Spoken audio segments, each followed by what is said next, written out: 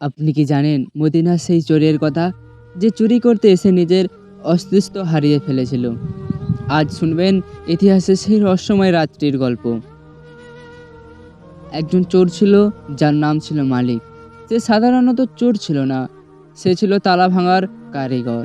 সে শুনেছিল এই ঘরে শহরের সবচেয়ে দামি রত্ন লুকানো আছে। কিন্তু অদ্ভুত ব্যাপার হলো, এই ঘরে কোনো পাহারাদার নেই, কোনো তালা নেই, শুধু একটি পুরনো কাঠের দরজা। মালিক নামে ওই চোরটি নিঃশব্দে ভিতরে ঢুকলো। ঘরের ভেতরে অদ্ভুত এক সুগন্ধ, কোনো আসবাবপত্র নেই, শুধু মোমবাতির টিমটিমে আলো। মালিক ঘরে ঢুকে থমকে গেল। ঘরের দেয়ালে দেয়ালে অদ্ভুত সব নকশা। এক কোণায় একজন বৃদ্ধা মানুষ সিজদায় পড়ে আছেন, তার শরীর থেকে এক ধরনের নীলচে আভা বের হচ্ছে। মালিক ভাবলো, এটাই সুযোগ। সে আলমারি খুঁজতে শুরু করলো, কিন্তু সারা ঘর খুঁজে সে যা পেল তাতে তার রক্ত হিম হয়ে গেল। মালিক নামে ওই চোরটি একটি মাটির পাত্রের কাছে গেল। সেটা খুলতেই দেখল ভেতরে সোনাদানা নয়, বরং কিছু শুকনো মাটি আর একটি পুরানো তসবি আছে। মালিক ফিসফিস করে বলতে লাগলো, এটাই কি সেই রত্ন? বুড়ো পাগল নাকি আমাকে বোকা বানাচ্ছে? ঠিক তখনই বৃদ্ধ মানুষটি সিজদাহ থেকে মাথা তুললেন। তিনি মালিকের দিকে না তাকিয়েই কথা বলা শুরু করলেন।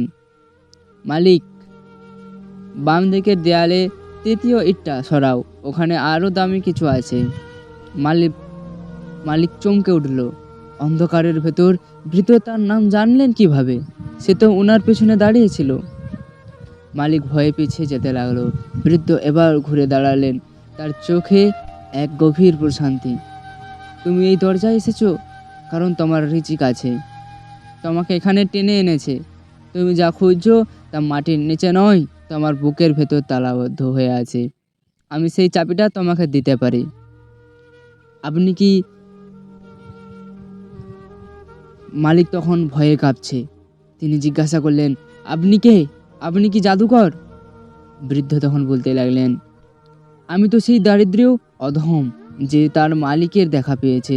এসো, আজ রাত্রে আমরা দুজন মিলে এক পরম রাজাধিরাজের দরবারে চুরি করি, দেখি তিনি আমাদের কপালে কি লিখে রেখেছেন। তখন সেই মালিক নামে চোরের হাতে থাকা চুরির সরঞ্জামগুলো থেকে তার হাত থেকে পড়ে গেল। সে বুজুর্গের সামনে হাঁটু গেড়ে বসে পড়লেন। সেই রাতে কোনো হীরা হজরত চুরি হয়নি, চুরি হয়েছিল মালিকের ভেতরকার অন্ধকার। ফজর হওয়ার আগেই শহরের সবচেয়ে বড় আবেদে পরিণত হলো।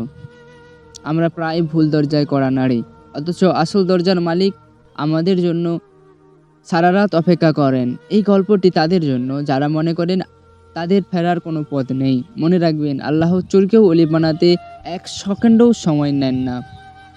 আশা করি গল্পটি ভালো লেগেছে। এরকম আরও নিত্য নতুন গল্প পেতে আমাদের চ্যানেলটি সাবস্ক্রাইব করে পাশে থাকবেন।